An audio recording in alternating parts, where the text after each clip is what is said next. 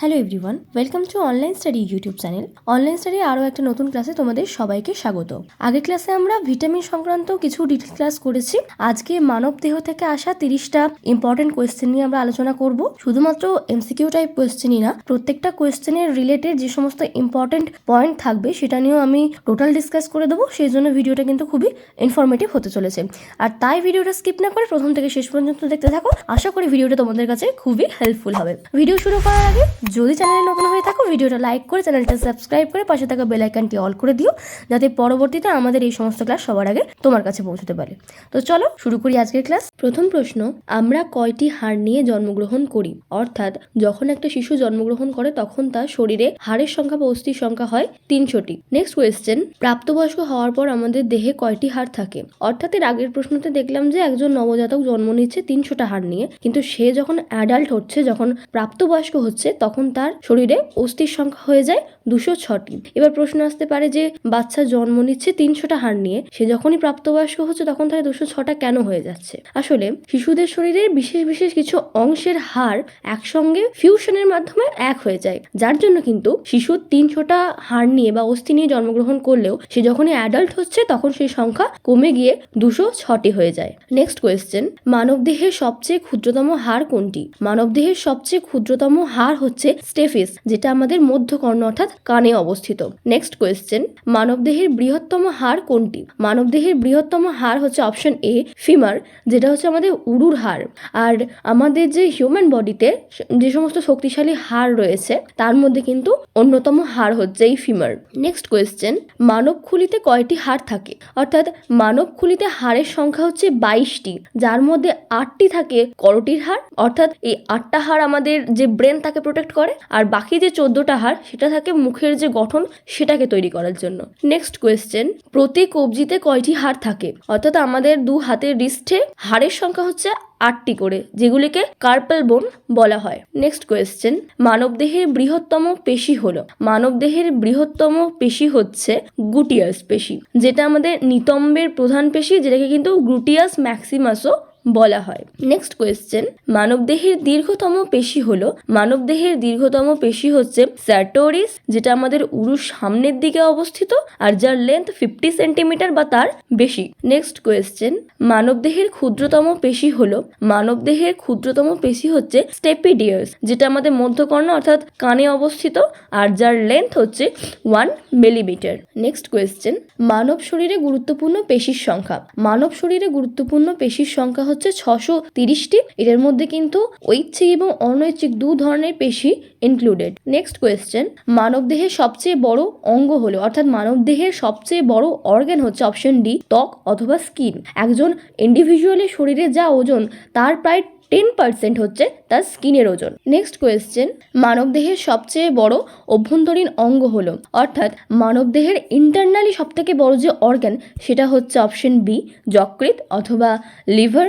এবার এর আগের কোয়েশ্চেনে দেখলাম যে মানবদেহের সবচেয়ে বড় অর্গান হচ্ছে স্কিন, কিন্তু মানবদেহের ইন্টারনালি সবচেয়ে বড় অর্গান হচ্ছে যকৃৎ। নেক্সট কোয়েশ্চেন, মানবদেহের বৃহত্তম অন্তঃক্ষরা গ্রন্থির নাম কি? মানবদেহের বৃহত্তম অন্তঃক্ষরা গ্রন্থির নাম হচ্ছে থাইরয়েড গ্রন্থি, যেটা আমাদের গলায় অবস্থিত।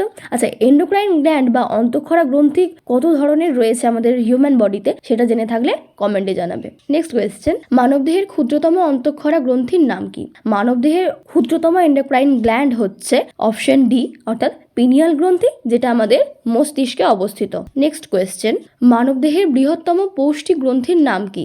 মানবদেহের বৃহত্তম পৌষ্টিক গ্রন্থির নামও হচ্ছে যকৃৎ অথবা লিভার। আমরা দেখলাম যে ইন্টারনালি সবথেকে বড় অর্গান হচ্ছে যকৃৎ এবং বৃহত্তম পৌষ্টিক গ্রন্থিও হচ্ছে কিন্তু যকৃৎ। এর কাজ কি? পিত্তরস ক্ষরণ করা, কিছু স্পেসিফিক ধরনের প্রোটিন রয়েছে সেগুলোকে সিনথেসিস করা, কিছু ইসেন্সিয়াল ভাইটামিনস রয়েছে সেগুলোকে সিনথেসিস করা, ইউরিয়া এবং হেপারিনের মতো যে সমস্ত বাই প্রোডাক্টসগুলো রয়েছে সেগুলোকে কিন্তু প্রডিউস করে এই যকৃৎ। নেক্সট কোয়েশ্চেন, মানবদেহের ক্ষুদ্রতম পৌষ্টিক গ্রন্থির নাম কি? মানবদেহের ক্ষুদ্রতম পৌষ্টিক গ্রন্থির নাম হচ্ছে অক্সিনটিক গ্রন্থি। এই অক্সিনটিক গ্রন্থি আমাদের অবস্থিত হচ্ছে পাকস্থলীর প্রাচীরের মধ্যে থাকে, যেটা HCl বা হাইড্রোক্লোরিক অ্যাসিড নিঃসরণ করতে সাহায্য করে। নেক্সট কোয়েশ্চেন, মানবদেহের বৃহত্তম লসিকা গ্রন্থির নাম কি?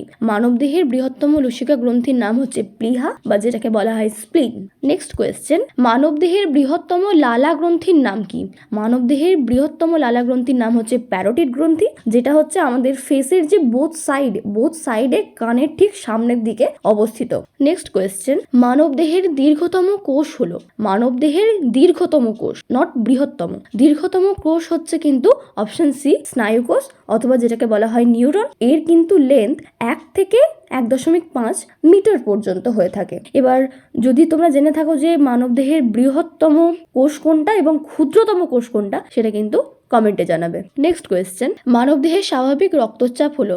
মানবদেহের স্বাভাবিক যে রক্তচাপ সেটা আমরা জানি যে 120/80 mm/H, এখানে 120 সিস্টোলকে ইন্ডিকেট করে আর এই 80 ইন্ডিকেট করে কিন্তু ডায়াস্টোলিককে। নেক্সট কোয়েশ্চেন, মানুষের স্বাভাবিক হার্ট রেট বা হার্টবিট রেট কত? মানুষের স্বাভাবিক হার্টবিট রেট হচ্ছে 72 বার পার মিনিট, এবং একজন সুস্থ ইন্ডিভিজুয়ালের তার যে নর্মাল হার্টবিট রেট সেটা কিন্তু 60 থেকে 100 BPM হলেই চলে।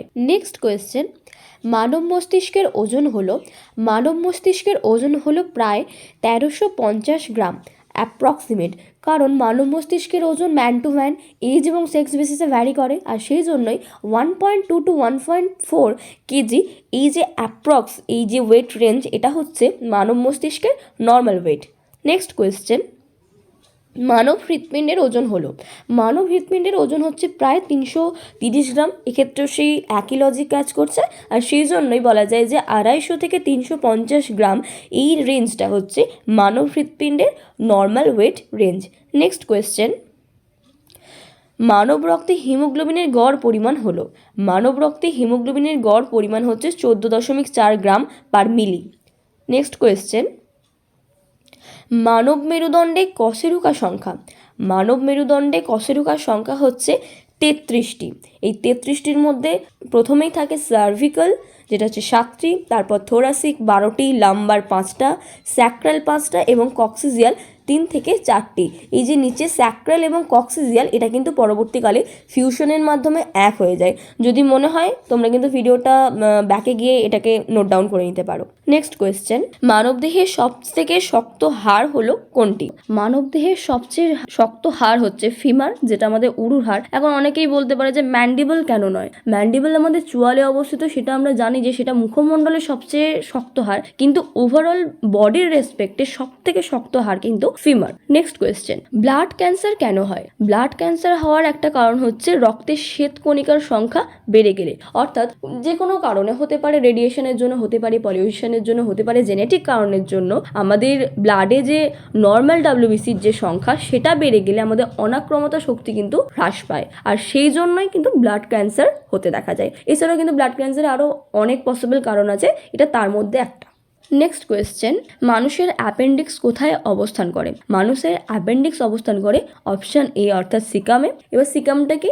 যে ক্ষুদ্রান্ত এবং বৃহদন্ত্র যে জায়গাতে এক হয়, অর্থাৎ ক্ষুদ্রান্তের শেষ হয় বৃহদন্ত্রের শুরু হয়, সেই জায়গাটাকে বলা হয় সিকাম। আর এই সিকামের জায়গাতে কিন্তু দেখা যায় অ্যাপেন্ডিক্স, যেটা আমাদের মানব শরীরে নিষ্ক্রিয় ভূমিকা পালন করে। আচ্ছা, কাদের শরীরে সক্রিয় ভূমিকা পালন করে জানলে কিন্তু কমেন্টে জানাবে। নেক্সট কোয়েশ্চেন, রক্তচাপ কোথায় সবচেয়ে কম? রক্তচাপ সবচেয়ে কম হচ্ছে অপশন সি শিরায় অথবা ভেনে। নেক্সট কোয়েশ্চেন, প্রশ্বাসে কি ধরনের বায়ু ফুসফুসে প্রবেশ করে? প্রশ্বাসে অর্থাৎ আমরা যখন ইনহেল করি তখন কিন্তু অপশন এ অর্থাৎ অক্সিজেন মিশ্রিত বায়ু আমাদের ফুসফুসের থ্রু দিয়ে আমাদের বডিতে যায়, আর যখন আমরা নিঃশ্বাস নিই অর্থাৎ এক্সহেল করি তখন আমাদের শরীর থেকে কার্বন ডাই অক্সাইড সমৃদ্ধ বায়ু আবার নেচারে বা পরিবেশে ফিরে আসে। তো এই ছিল আজকের ক্লাসের 30টা হিউম্যান বডি থেকে আসা গুরুত্বপূর্ণ প্রশ্ন, তার যে ডিসকাশন টোটাল আমি যতটা সম্ভব ডিসকাস করার চেষ্টা করলাম। তো যারা শেষ পর্যন্ত দেখেছো আশা করছি তাদের কাছে এই ধরনের কোয়েশ্চেন এলে পুরোটা ক্লিয়ার হয়ে থাকবে। তো আজকের মতো এখানে এই ভিডিওটা শেষ। আর তার আগে একটা ইনফরমেশন দিই, তোমরা যদি বিভিন্ন রকমের PDF মেটেরিয়াল ডাউনলোড করতে চাও তার জন্য কিন্তু তোমরা আমাদের যে অফিসিয়াল টেলিগ্রাম গ্রুপ আছে সেখানে জয়েন করতে পারো, যার লিঙ্ক আমি পিন কমেন্টে দিয়ে দেবো। তো এখনকার মতো এইটুকুই। সম্পূর্ণ ভিডিওটা প্রথম থেকে শেষ পর্যন্ত দেখার জন্য তোমাদের অসংখ্য ধন্যবাদ।